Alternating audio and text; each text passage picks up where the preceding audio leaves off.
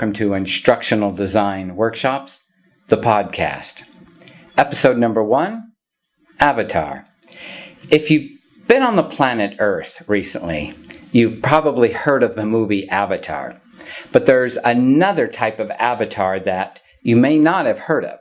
That's the one that instructional designers and corporate trainers use to bring a more social learning environment to their training. Recently, I made a presentation at the Intermountain Education Summit in Salt Lake City.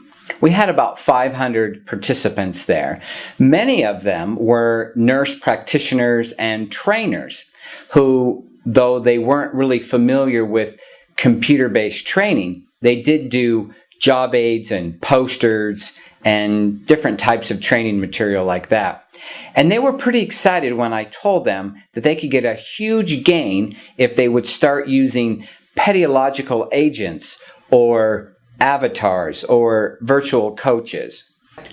Researchers Ruth C. Clark and Richard E. Mayer recently showed that when you use avatars correctly, you can get improvements on knowledge transfer tests as much as 48%. And if you're a fan of statistics, I don't need to tell you that 48% is a huge number. Definitely statistically significant. So now that I have your attention, let's take a look at a few of the examples I used at that recent conference and talk about avatars. Take a look at this graph and see how it makes you feel. Your reaction when presented with this information and told to learn it would probably be something like, look, this is all Greek to me and I give up. That's a joke, by the way. This chart is all about Greece. There's a lot going on in this slide, and it's quite unfamiliar with most learners. So the natural reaction is to resist learning, and really that's a worst-case scenario for trainer. But now we introduce an avatar. How does this image make you feel? Most likely things have started to change for you emotionally. You might not know a lot about Greece and charts, but people you know something about. You've met lots of people. In fact, you've been a person most of your life. Maybe this won't be so bad, you're starting to think. But wait, it can even get better. As the avatar starts to speak to you in a conversational and sympathetic way, your fears really begin to fade. You start to create a social connection with the avatar, and a part of your brain gets activated that actually stimulates pleasure. Now, before you start replacing all of your live training with computer-based training with avatars, let me just tell you that live people do the best. They're the most engaging, they're the most interesting, they create real social learning. But if you have to use a job aid or a poster or computer-based training, it does beat the pants off anything else when you do use an avatar. So let's take a look at a few tips on how to use your avatars most effectively. Tip number 1, have your avatar say as much of the words on screen as possible. So in other words, put it into a thought bubble, put it into a speech dialogue box. Make sure they make the connection that this avatar is the one that's speaking to them and not the computer speaking to them or the screen speaking to them. Now, if there are just too many words to stick into a dialogue box, then you might want to consider chunking that information down. Because really, if it's too much for the avatar to say, it's probably too much for your learner to absorb all at one time.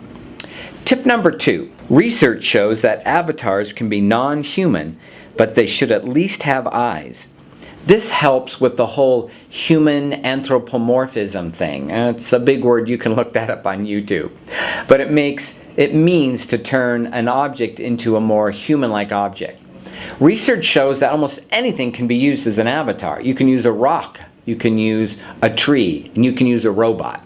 But if you do use a robot, make sure it has eyes, because research shows that eyes are the defining characteristic that makes something seem sympathetic and human-like. So if you're going to use Robbie the Robot from the Lost in Space series, that's probably not a good idea. He doesn't have eyes, and well, that's just kind of creepy.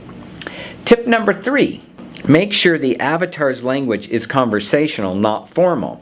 Again, you can Google these terms, formal and conversational, and get some good recommendations.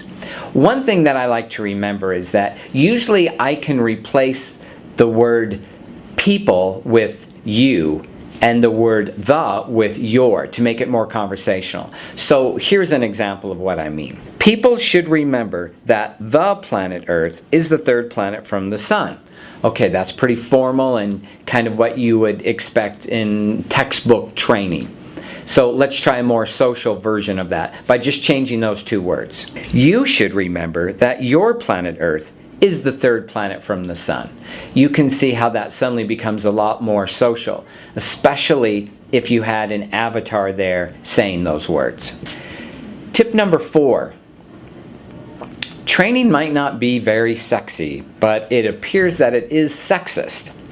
Research shows that all of us, at least here in America, prefer women to talk about emotional and relationship issues, but we want men to talk about the technical and mechanical type of issues. I know this is a stereotype that we should try to break, but just so that you're aware, it's going to be more accepted and more understood and even remembered when we use women for the more emotional and relationship and men for the more technical. Finally, if you can successfully put this all together, start using avatars, especially those with eyes, have women say the emotional relationship things, men say the technical things. If you can have them say most of the words on the screen and have them speak in a conversational way, you can start expecting these huge gains of 48% that research has discovered. And, well, that's worth a lot of avatar unobtainium. Thanks for joining me on this podcast. You can learn more on our website, www.idworkshops.com.